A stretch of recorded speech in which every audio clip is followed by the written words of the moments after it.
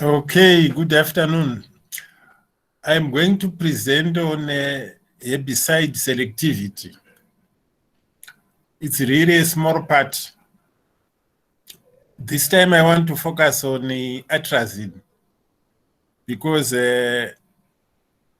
some of the processes are activated by different enzymes.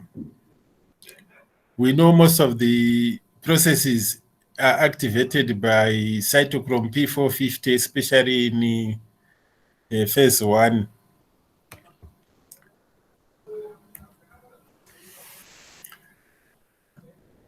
Atrazine is interesting because it's one of the most commonly used herbicide. It is used to control weeds in maize. It belongs to chlorinated triazines. It contains chlorine on some of its positions. For example, at position 2, chlorine is replaced by OH. Now, in some of the chemical reactions with other herbicides, cytochrome P450 catalyze such reactions. But in this case, we have got this enzyme, dimbor or benzoxazinone. So hydroxytriazine is formed. And once it has been formed, there is loss of herbicidal activity. This is the structure. We are interested in this chlorine, which is converted to OH, and this hydrolysis is done by Dimboa, or we can simply simplify it here, where we have Cl being represented, being substituted by OH. So it becomes 2-hydroxyatrazine. Now at position C4 and C6, or carbon 4 and carbon 6, we have nitrogens there, so we can have N-dealkylation.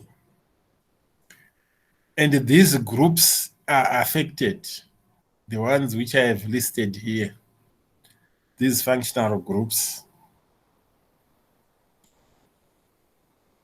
So if we look at the bottom, we have got the first position which is affected. It is substituted by an amine. Then the other position is affected as well. It's substituted by an amine. Then this is the simplified version, where the dealkylation process is taking place. And as a result, we have this structure, where we have NH2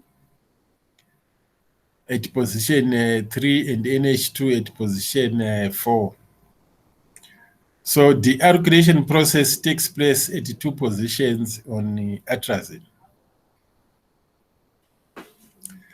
The other thing which can happen to atrazine is that it can be acted upon by glutathione, and we have glutathione S transferases,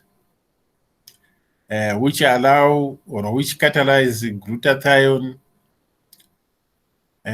conjugation reactions with the atrazine. And this is how atrazine can lose again its selectivity. Sometimes with the glutathione, it doesn't wait for hydroxylation.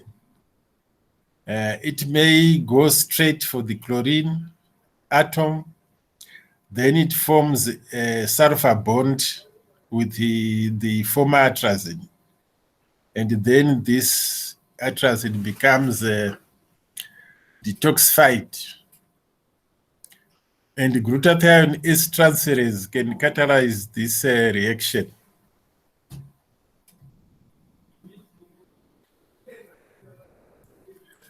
This is the simplified reaction where we have atrazine being represented by this bit.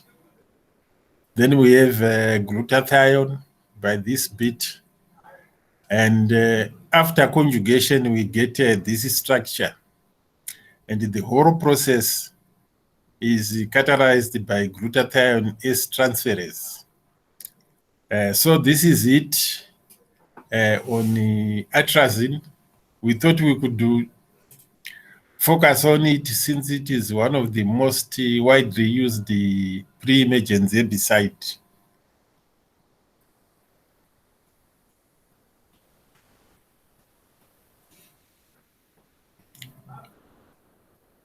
Well, again, glucose can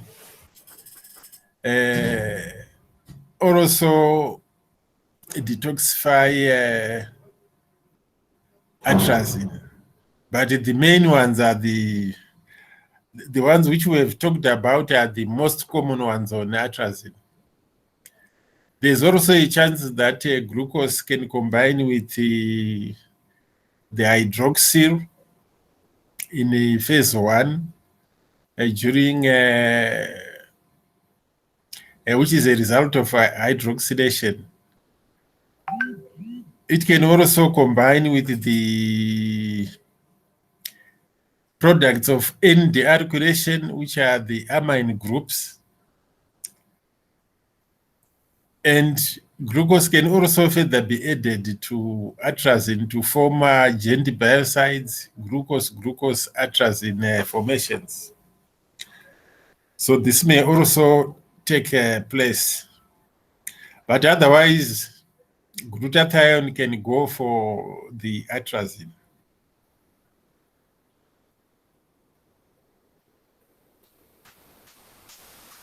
Now, there are certain herbicides which are applied in a non-toxic form. The plant has to convert them into toxic forms. This is how a plant can die or survive, depending whether it has the capacity to convert the non-toxic form to a toxic form. The process is known as beta oxidation, and the examples of non-toxic forms of herbicides are 2,4-DB and MCPB, which are applied to the plants post-emergence. Beta oxidation can convert these into 2,4-D from 2,4-DB, then MCPA from MCPB. And please note that 2,4-D and MCPA are the toxic chemicals which can kill the plants. So the plants which convert these products first are killed. So selectivity depends on the rate at which these are converted. So here we have got a non-toxic 2,4-DB, which is converted to the herbicide 2,4-D via beta oxidation to become toxic. Is this part which is removed during that reaction. Here I wanted to talk about some herbicides which are toxic to the crops, but they can still be used in those crops, provided these herbicides are mixed with what are known as safeners or protectants. Some of the herbicides which are used in maize and sorghum may contain safeners or protectants. The herbicide groups are thiocarbamates and chloroacetamides. We have got EPTC, which is a herbicide which is applied in maize. What you do is to spray this herbicide before planting maize. You incorporate it, then you come in and plant maize. EPTC has got a safener known as diclomid. This is the one which protects the maize. So EPTC plus diclomid is necessary so that it will not kill maize. With the sorghum, there's a herbicide called the jewel or metalloclo, which can kill sorghum. But that metalloclo should contain concept. Concept is the safener. Now, if you are buying jewel to use in sorghum, you have to make sure that on the label, that jewel contains concept, which protects sorghum. Otherwise, if it is the ordinary jewel, it may kill the sorghums.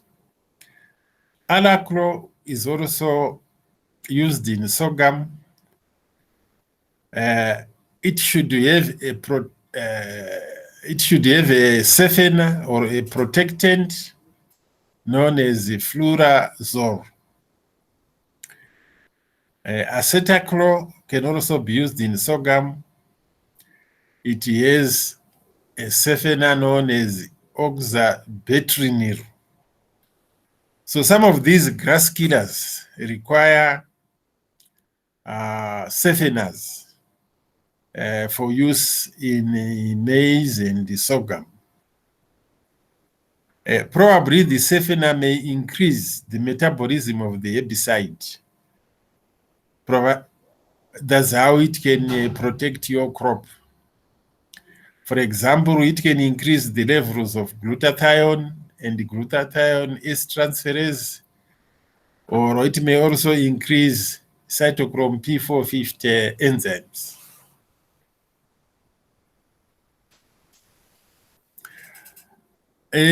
Sometimes when you are applying herbicides like post-emergence herbicides, there's a tendency for farmers to mix them to cut the costs of fuel so that you can just apply them at the same time. But with some herbicides, this may not work because some herbicides are antagonistic to each other. If you mix them, their activity is reduced. For example, we have got Basagran and Fusilade, which are post-emergence herbicides for soybean. It makes a lot of sense to mix them, to tank mix them and spray them at once. But if you do that, you will fail to control the weeds. So you have to spray Basagran on its own. You clean the tank, then later on you spray Fusilade. Or you start with Fusilade, then it is followed by Basagran. But what you cannot do is to combine the two and spray. So not the antagonists. Synergists, we have insecticides and herbicides. If they get mixed, the herbicide may lose its selectivity. It will start to kill the crop. For example, we have got the combination of nicosulfuron, NAB, and an organophosphate insecticide. If you mix these two, they will kill the crop. So nicosulfuron or NAB should be sprayed on its own. You clean the tank, then you spray the insecticide, which is an organophosphate, on its own. although sometimes it makes a lot of sense to reduce fuel costs by mixing these pesticides, but some may not require mixing if they are synergists. So nicosulfuron activity is boosted by organophosphate insecticide to the extent that it can injure the crops. So this is it on the synergists. Now what I'm going to do is to give you a summary on what we did on selectivity. First, we talked about differential penetration. That is the movement of the herbicide in the plant. Then differential translocation. All of these can bring about selectivity.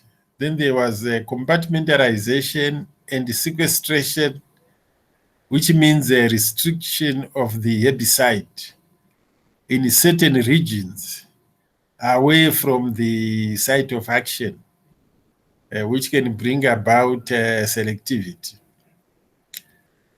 Then we talked about the enzymes, the alter the binding site of action. Now with some enzymes, they can bind with the herbicide and become toxic, like what happens with the grass killers in broad-leaved crops. The herbicide may fail to bind to the enzyme, and the crop is not killed. We also talked about number 6, differential metabolism, how the herbicide gets broken down in phase 1, phase 2, and phase 3. And just now we've talked about the conversion of herbicides from non-toxic form to toxic forms. We have also talked about safeners or protectants. Then we talked about antagonists and synergists. So this is the summary on selectivity. These are the critical topics or subtopics.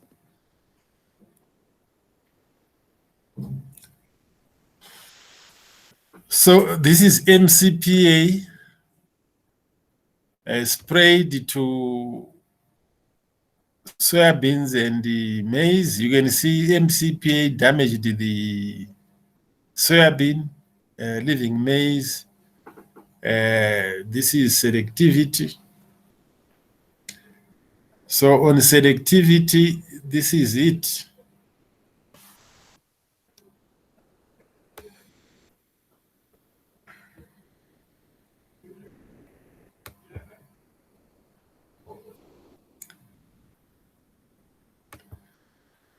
So that's it on selectivity.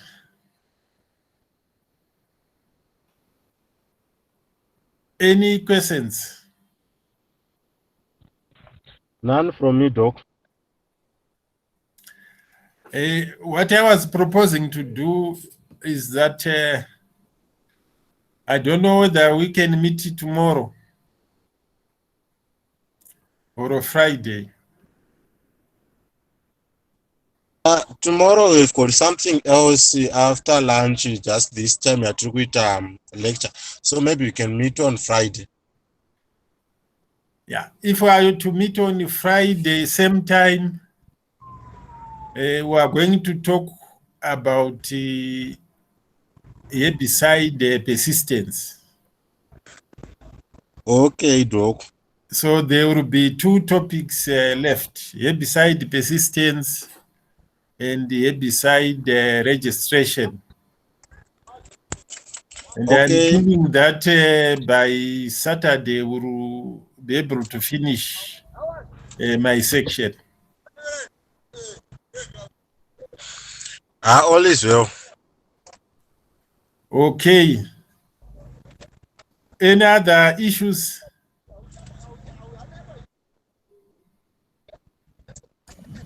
Hi, Doc. I don't know if we can get any past examination questions to just take a look. Yes, in fact, I'm going to give you some assignments in due course, probably by Saturday. Some of these assignments are typical examination questions, so that you practice. Okay, thank you. Yeah, I'll give you these questions. Probably you will select some which I will mark. And the timetable for our exams, do you have any idea? I will check with Dr. Rugari. Okay, thank you. Yeah. But I think by the time when you write the exams, I think you will be fully prepared. So let us aim to finish on Saturday. Do you still have to do something with the Dr. Rugari? We're meeting him tomorrow. Or for test? Yes. Okay. Yeah, I'll give you some questions, I think, by Saturday. Okay. Typical examination questions. I will mark. Some Okay. you will just use for revision, I think. All right. Thanks, Doc. Okay, so see you on Friday. All right. Bye. Bye. Okay, Doc. Okay. Enjoy your day.